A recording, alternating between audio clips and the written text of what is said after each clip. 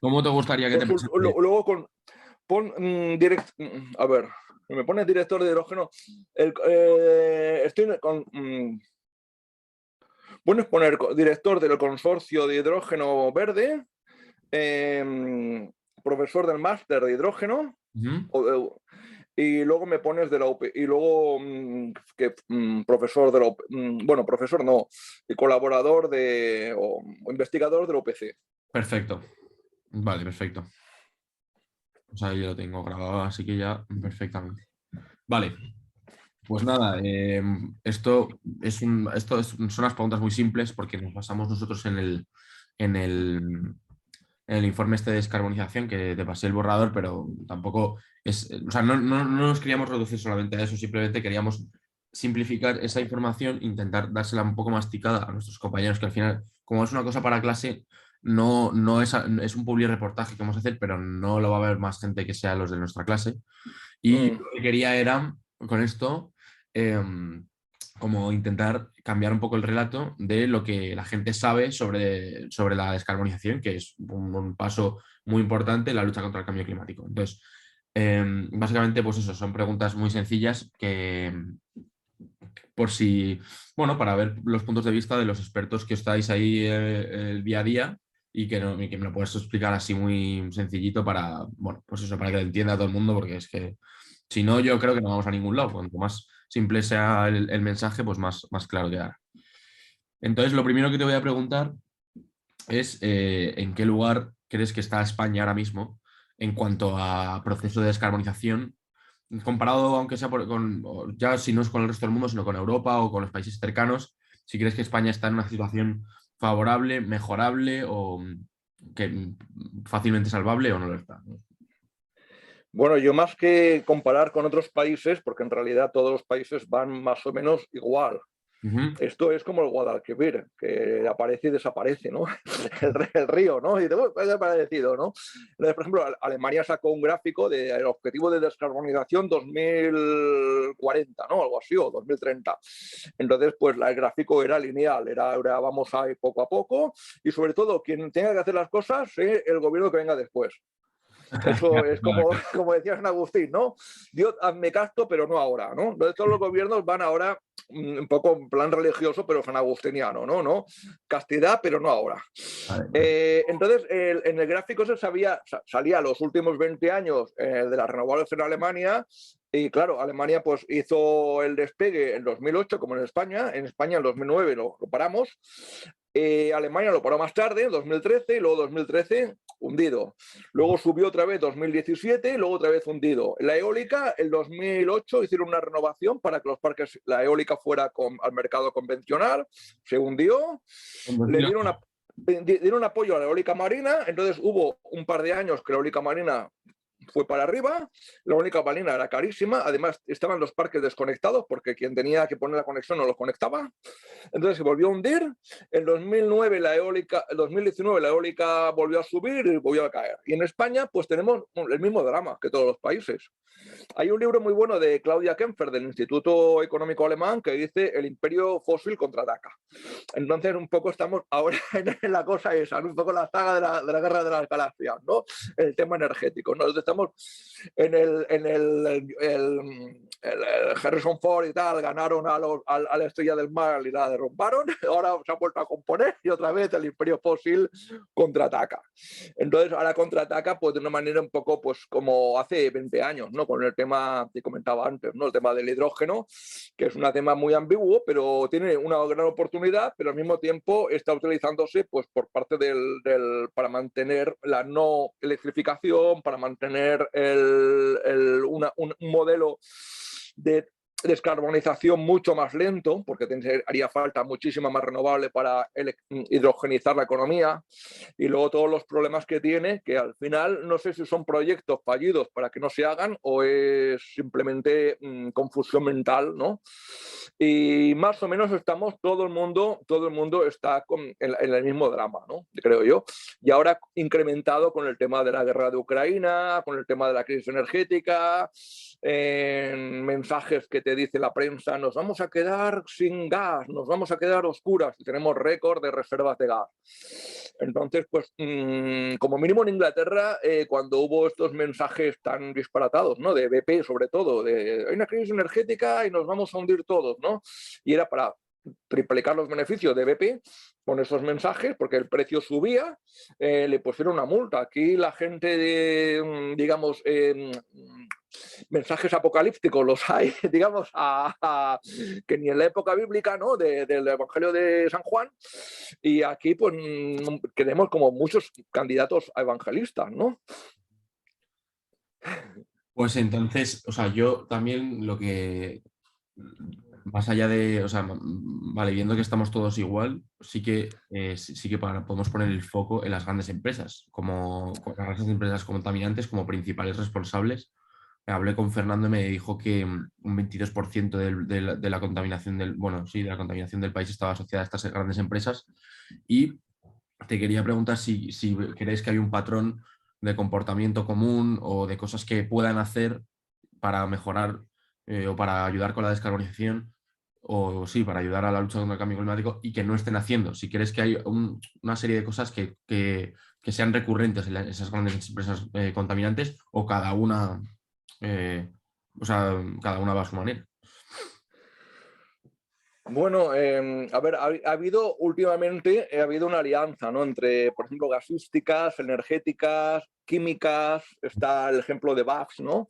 Pero hay muchos ejemplos. Entonces, este tipo de alianzas lo que hacen es, digamos, ayudar a que, digamos, el proceso de transición no se realice porque tienen muchas inversiones muy condicionadas a que esto se retrase. Entonces, digamos, por un lado, hay un mensaje como muy súper optimista, ¿no? De que vamos hacia una descarbonización, ahora el tema este de que vamos a sustituir el gas ruso por hidrógeno.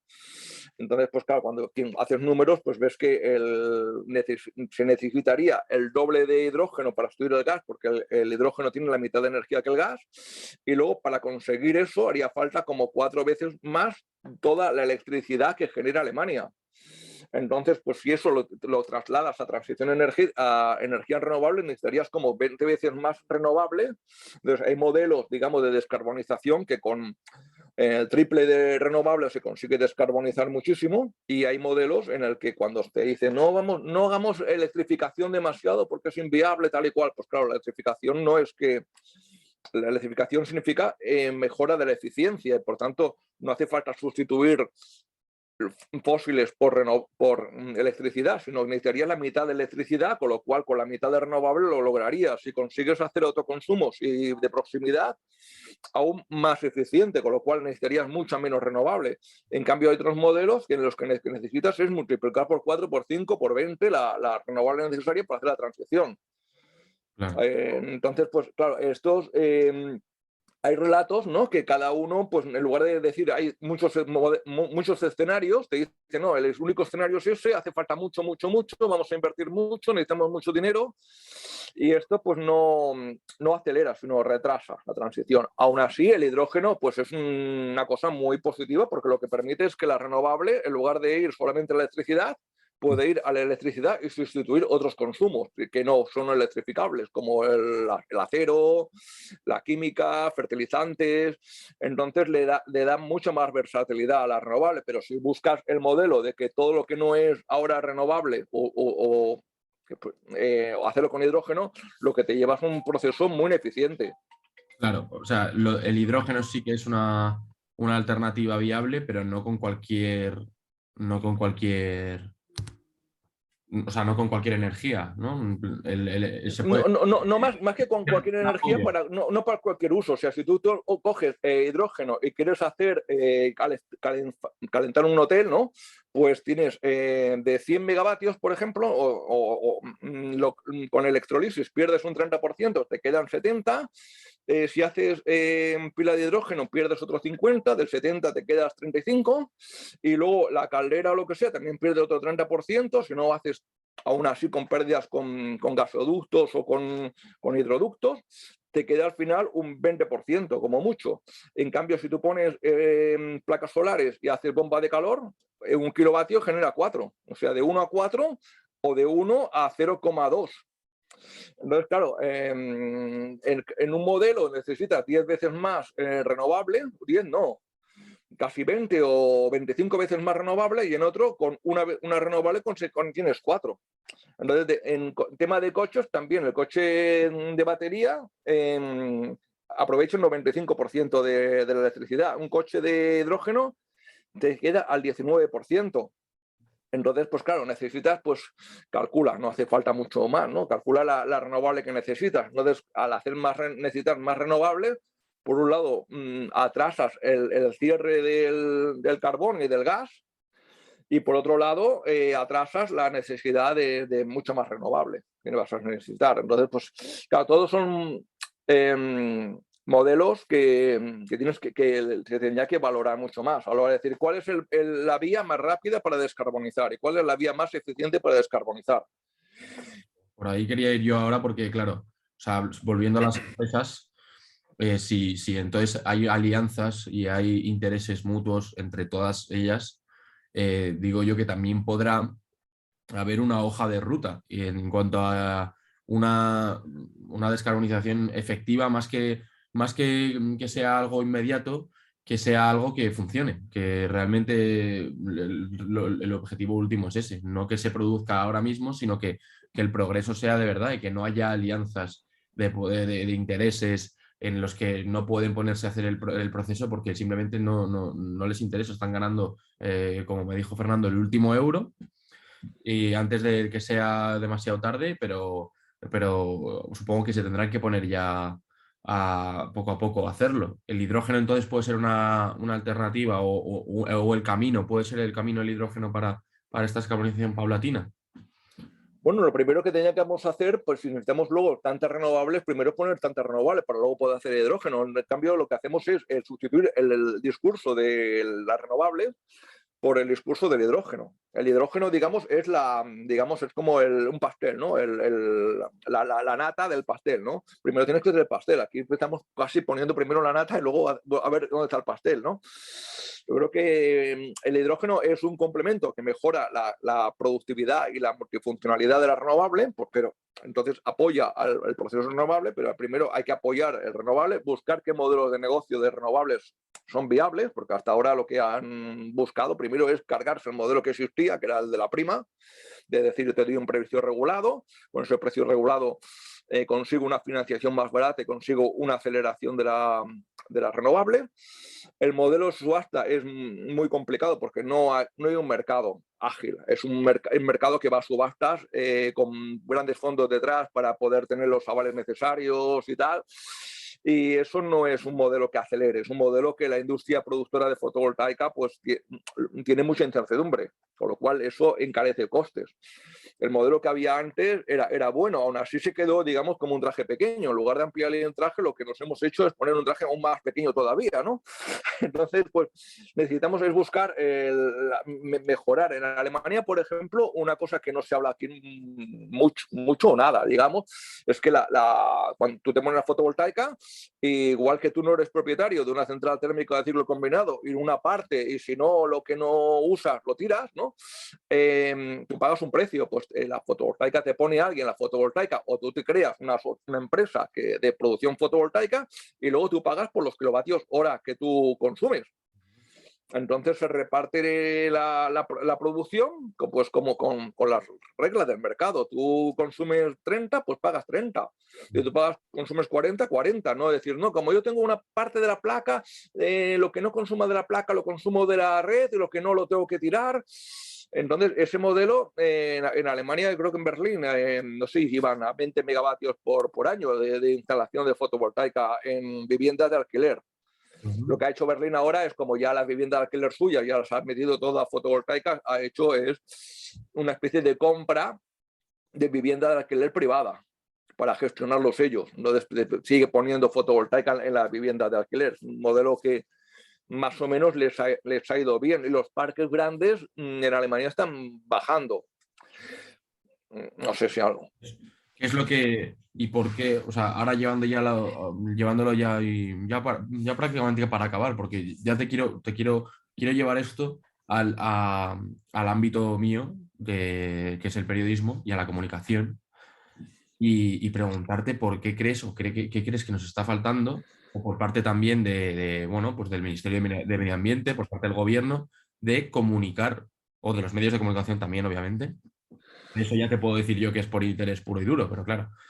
¿Qué nos está faltando? ¿Qué está faltando al relato para que yo, hasta que no me lo cuentes tú, no voy a saber muy bien que el hidrógeno es una alternativa, que tal, que las grandes empresas son más responsables de lo que creemos de la contaminación, incluso que ya sabemos que son contaminantes, pero lo son más aún. Y nosotros ponemos el foco en cosas que es verdad, de colaboración ciudadana, como el reciclaje, como, bueno, pues como el consumo regulado de electricidad, pero ¿qué está faltando para que no haya un relato en el que realmente los malos sean los malos? Bueno, yo creo que también hay otra cosa que es el tema de la desmemoria, ¿no? Entonces, por ejemplo, eso lo explican algún sociólogo. Dice, mi papá vivía aquí, había 20 veces más pesca aquí hace 30 años y ahora hay, pues eso, 30 veces menos pesca y parece que siempre ha habido tan poca pesca, ¿no? Entonces, digamos, nos hemos olvidado, pero es que en 20 años una generación olvida completamente lo que decía. Entonces, por ejemplo, el factor 4 de Weizsäcker, ¿no? A veces yo lo cuento a los alumnos, ¿no? Que en Japón en los años 80 se pusieron a hacer fotovoltaica y lo que hacían era poner enchufe de 24 vatios. Entonces, un ordenador, un montón de electrodomésticos tienes en casa, el 80% van a 24, necesitan un transformador. Te ahorras transformador en el 80% de electrodomésticos. Un transformador pierde un 30% de energía, otro 30% de energía lo pierdes en transformar, o 30 no, pero un 10% sí, de transformar continua alterna, pero también otro 10% en subir de 24 a 230 para luego volverlo a bajar a 24. Entonces, cosas de estas que eran muy sencillas, decir, pues en lugar de tener 30 metros cuadrados de fotovoltaica, con 5 tienes suficiente. Entonces, equivale a una subvención del 80%, simplemente haciéndolo bien. Ujú. Entonces, los gobiernos prefieren a veces decir, bueno, vamos a subvencionar la renovable tal, en lugar de decir, oye, ¿cómo lo podemos hacer? Porque cuando eran carísimas, las subvenciones eran muy caras. Entonces, se rompían la cabeza haciendo estas cosas. Y ahora parece que no, ahora eso se nos olvidó, queremos hacerlo rápido y al final lo hacemos ineficiente, o modelos de negocio que empezaron a funcionar y se decía la hoja de ruta cuál iba a ser. Por ejemplo, en lugar de cobrar prima de día, lo cobras de noche, entonces te financia la batería, con lo cual vas a optimizar mucho más la fotovoltaica que tenga. Entonces, todas estas cosas que habían hace años, o la bomba de calor, que ahora parece que hace 10 años pues ya se consiguió meter, que es una tecnología madura, ahora se cuestiona, ¿no? ¿Por qué vamos a electrificar el calor en las casas? Vamos a poner un plan renover de calderas, ¿no? Para garantizar otros 30 años de dependencia de gas. Entonces, estamos haciendo, yo creo que la comunicación le falta un poco de memoria. Y luego la gente, no sé si es que el problema está en que a veces lo cuentan, ¿no? Son los viejos rockeros, ¿no? De las renovables, ¿no? Están un poco ya como retirados, como los viejos rockeros del pop y de las cosas, ¿no? Entonces, pues yo creo que hay que buscar un poquito relato histórico para ver hacia dónde tenemos que ir. Eso Kierkegaard lo decía, para mirar el futuro a veces hay que mirar por el retrovisor un poco, ¿no? Porque también nos va a indicar hacia dónde hemos de ir. Ujú, desde luego.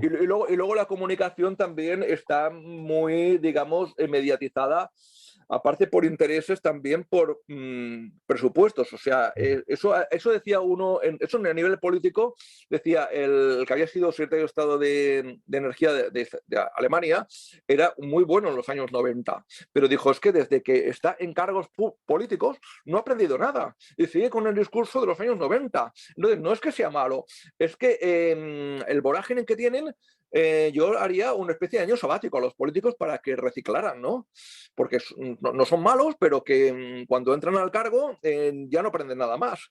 Bueno, Siguen con el discurso. Ahora, por ejemplo, el tema en España, ¿no? El tema de la tarifa, ¿no? Pues la tarifa, inventaron la cosa de que la tarifa española era a precio de hora de pool, era la más barata de Europa porque ganaban 30% a la hora de buscar riesgo de mercados. ujú. Seguimos con ese discurso, aunque la realidad haya cambiado un poco. Entonces, igual adaptarse la trampa del discurso, de decir, yo tengo un discurso que es exitoso, entonces no lo cambio porque como es tan bueno, ¿no? Entonces es un poco, a veces el fallo no es en mala fe, ¿no? Sino que con lo que me ha costado crear este discurso, ahora no lo voy a cambiar por otro, aunque la realidad no se le corresponda demasiado. Perfecto. Y entonces, para dejar un mensaje final, o sea, hay mucho mensaje, hay mucho alarmismo ahora mismo, obviamente es normal, pero hay esperanza del cambio. Estamos o sea, estamos a tiempo o esto ya es insalvable. Yo creo que la gente que dice que el plan B ha pasado y el plan C ha pasado y el plan D ha pasado, ¿no? Que el discurso este, yo propondría que vamos a hacer el plan A, ¿no? Volver al origen, el plan A, volver al origen y olvidarse de tanto. Estamos a tiempo, porque esto, digamos, siempre se empieza de cero. O sea, digamos, no vamos a hacer los planes de energía de los años 90, pero sí cuando los años 90 decían, cuando esto triunfe, vamos al plan A. No, entonces está muy en los discursos los plan B, C, D, que tampoco se están ni siquiera elaborados, ¿no? Es simplemente renunciar al plan A, ¿no? Y lo que igual a veces hay que volver al origen, un poco renovándolo, claro, y yo creo que es un camino es ese. Perfecto. No sé qué me comentabas también más. Pues nada, en Bueno, principio. el tema de la esperanza, yo creo que, digamos, está la cosa más conflictiva que antes. O sea, en los años 80 sabías, pues estaban los buenos, los malos y no había muchos matices, ¿no? Ahora la cosa es mucho más compleja. Entonces, y luego ahora, pues también con por ejemplo, la guerra de Ucrania, ¿no? Eh, tenía Europa, en el año 2008-2009 ya decían, a ver, Europa tiene gasoductos suficientes como para que Europa se busque unos proyectos de 400.000 millones en más gasoductos. Hemos hecho 4 gasoductos más, uno no Stream 2 inutilizado de por vida, el otro está roto, el de Marruecos que teníamos también no funciona, el otro no funciona y queremos hacer más gasoductos y los que teníamos no funcionan y los nuevos no se han creado. Entonces, pues también a veces en los discursos estos que hay que hacer más, no llegamos, no sé qué, no sé cuánto, pues igual no es la vía correcta. Vale, ¿Sabes?